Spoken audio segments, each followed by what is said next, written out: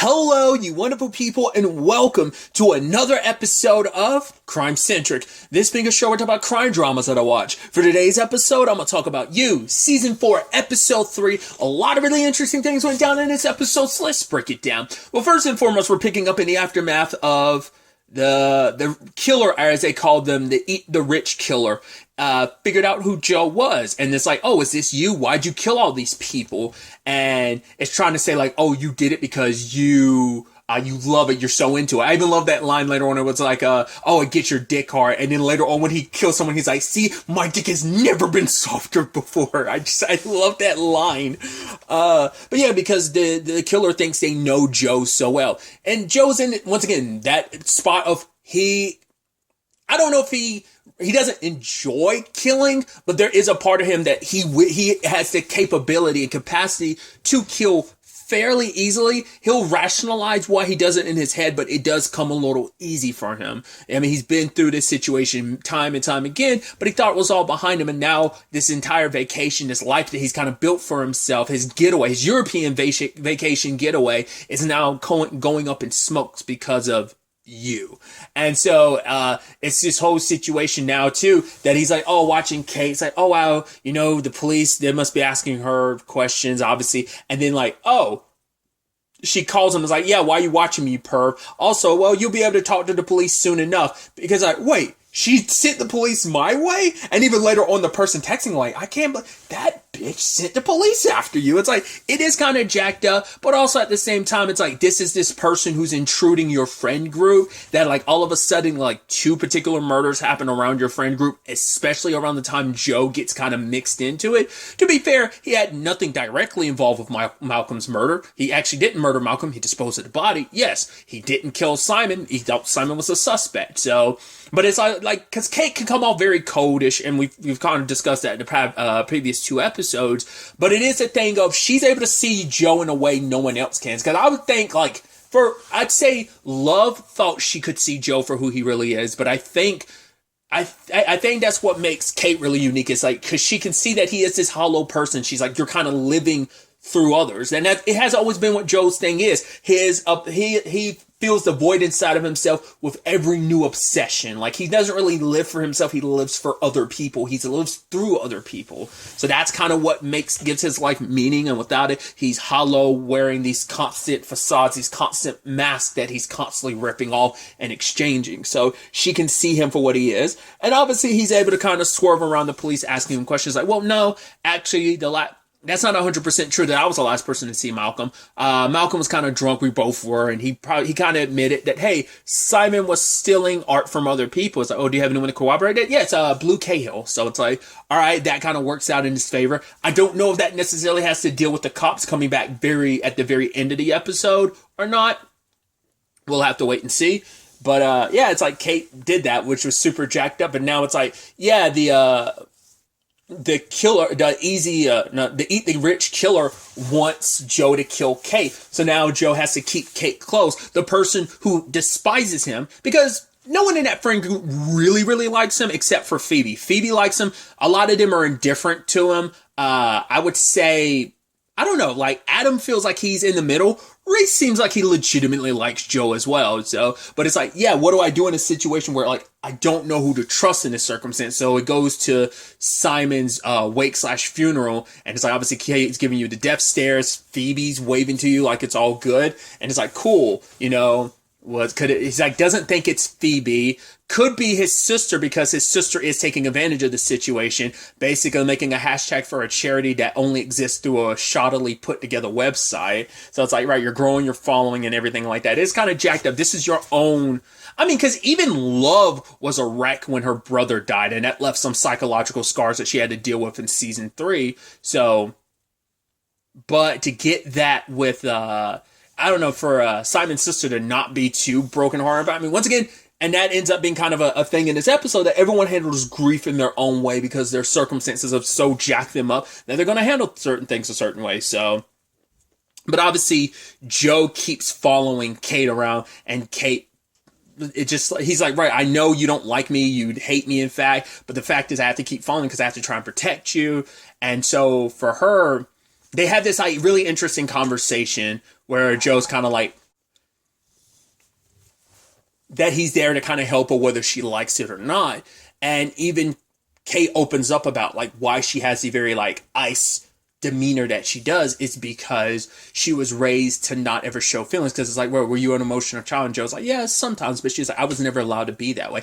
Even like when I skinned my knee, hell, even when my grandparents died, my mom would not look at me unless I was stoic. So she was raised to never show emotions, so she bottles it up, and to the point now it's default. Now that like the person she was in a relationship died, was murdered, and the only thing left of him that was found was a pinky, because he wouldn't go after Kate because he was kind of ignoring the killer. The killer decided like, hey, I'm gonna send Malcolm's finger in, and now it's like, cool, I also have Simon's ear, so I could always send that to the police and sign it Jonathan Moore, kind of throwing Joe under the bus. But because I thrown out my theories about why you were collecting body pieces. Was it for a trophy? Joe was thinking more trophy. I thought this was going to be some long con that those were going to play a role in later. But it's like, no, in case you ever needed to force Joe's hand, these were, I mean, maybe they serve multiple purposes. I mean, the fact is you took Malcolm's finger, especially considering that's the, well, I was about to say, it's like, that's the one that Joe has a direct connection to because he had to dispose of the body, so there's that. But I guess it's like, right, if you can connect Joe to Malcolm, then you can connect him to Simon, just because it's like, right, the eat rich killer situation, so. Because Joe had even told Kate that he believed, like, it was someone in that group. It's like, wait, you think one of my friends did it instead of the thousands of people that wanted to kill them just because of who they are and their personalities and stuff like that, so. I did think it was interesting that they made a point of showing that Joe bumped into that long black-haired person. I was like, are we going to find out that person, like, was that their actual natural hair, or were they wearing a wig? Because we never got to see it. Because Joe thinks back to it later on. That person actively kind of bumped into him. I'm like, you're not going to think anything. I would have thought that was suspicious. But then later on, he also went past a whole bunch of people that could have planted that ring in his pocket. You know, Malcolm's ring, you know, how that plays out later. So I wasn't expecting the circumstances to turn into what they did, though. Like, he followed her to Malcolm and her spot, and him and her ended up doing it, which was kind of interesting. Because he was trying to fight. He's like, no. He's like, is this how you're supposed, like, he's like, well, staying close is one thing I also love. She's like, don't kiss me. I want you to fall in love with me or whatever. So it's like, yeah, I guess that's one way to kind of stick close to her, which he needed to get inside the apartment to get Nadia's note in the first place. So she was like, I wrote him something. So I guess maybe that's the writing she was talking about, because she had made it, obviously, I guess last episode was meant to be implied, like, oh yeah, I'm sharing some of my writing with him. And maybe she was, but it seems like there was something a little more going on too. And she's afraid that if it got out, it would destroy her life. Does also, you know, he's not willing to look at it, because I think of his situation with Ellie. It's making, you know, having to be in that mentor role for her. So that teacher role, I think it's blinding him to Nadia.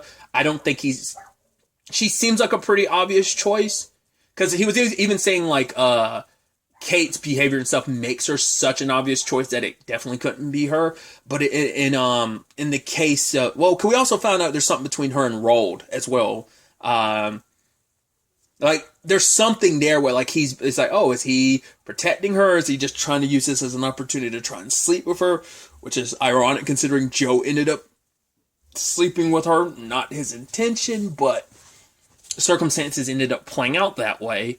But yeah, my point was like, Nadia seems like she could easily be on the suspect list, but it doesn't seem like Joe's got her up there. Like I said, maybe on some subconscious level, the Ellie of it all might be kind of blinding him to it.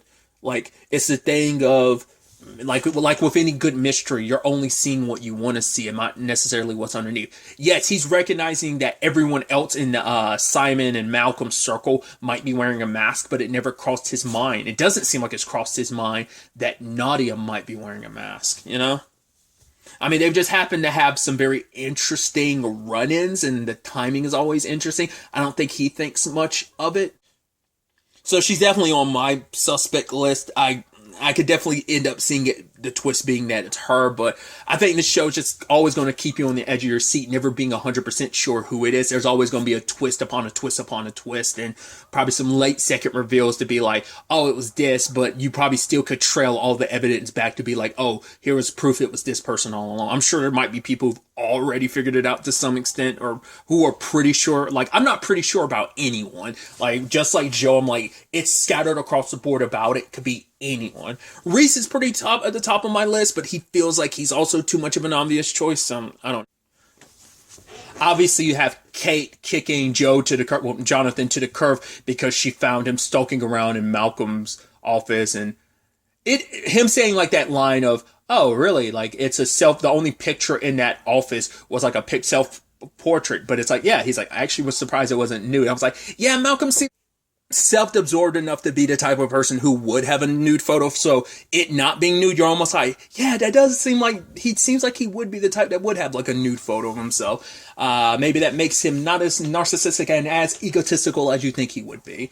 But yeah, he found the letter, eventually giving it back to Nadia, which Nadia did say like, oh, I didn't love him. She's like, but Joe's like, right, someone that you cared about. That's why I was almost like, wait, is the dynamic not even what, I mean, it still seems like it, like the fact that she didn't say much after he said like, well, someone you cared about, you know, because it's like, hey, when someone you care about dies, like it is going to be something hard until like, you know, to deal with until it isn't. You know, like those feelings will eventually go away.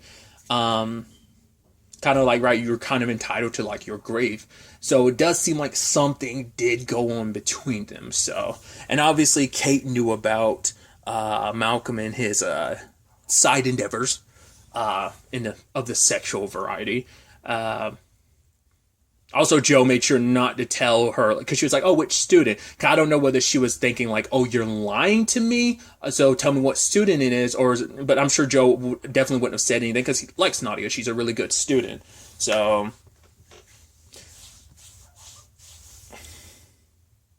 I guess like that sign, the first sign of it, I mean, at least even in this episode, was when the news about Malcolm dropped. You could tell Nadia was distraught, but now it's probably like a combination of like, she even says later on she's never known anyone she's ever known to die, so that's why it was kind of rough for her. But also the letter situation, she figured the police might find that and that be plastered everywhere on headlines. So but Joe ended up following Kate to basically where Malcolm was being buried. It was kind of like a little bit of a crypt.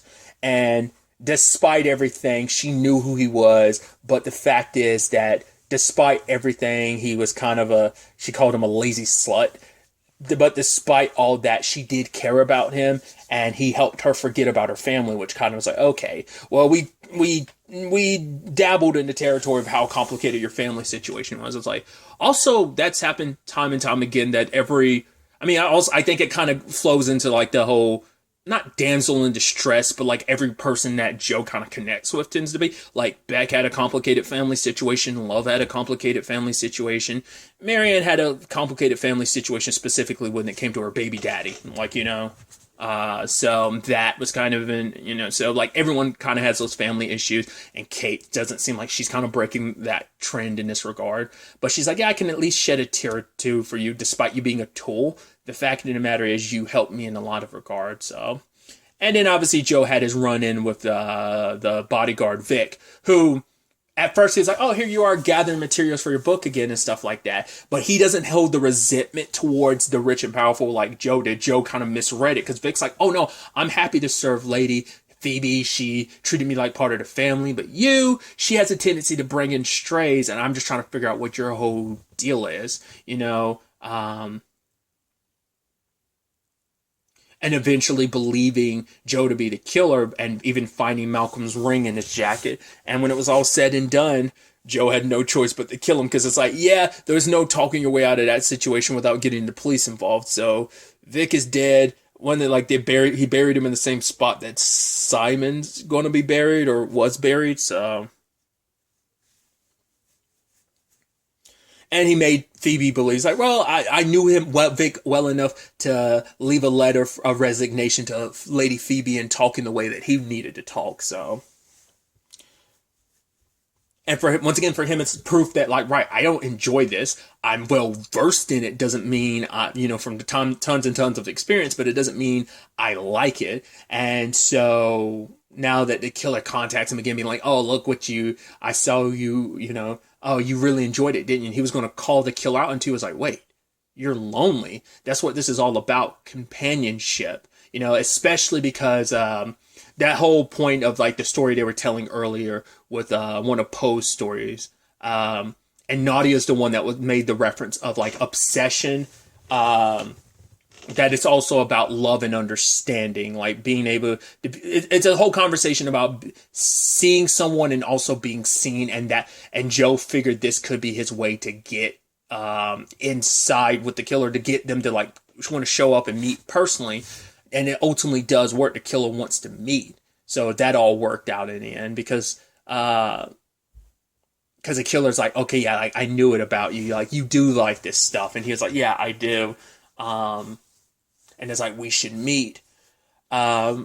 Which is also interesting too, because obviously there's everything with Kate. She opens up her curtains again after closing them and ends up burning a picture of Malcolm, taking Joe's advice about burning stuff to kind of, it's like his way of kind of dealing with stuff. And I love that while he's thinking about the whole scene he set up in season 3's finale when it came to him killing Love. So I'm like, that's interesting. I mean, it makes sense. I mean, you literally, you're the master of burning the past, so when he shows up to the invite that Phoebe gave him, like everyone's staring, and then the police are there being like, oh, can we talk a little bit? So I don't know if everyone kind of pointed them towards Jonathan again, or was it just like all of them were gathered and the police showed up questioning him, because it's like, right, maybe the police gathered enough to be like, yes, a lot of you are suspects, and Joe just happens to be the last one to arrive, and he's the one getting questioned last.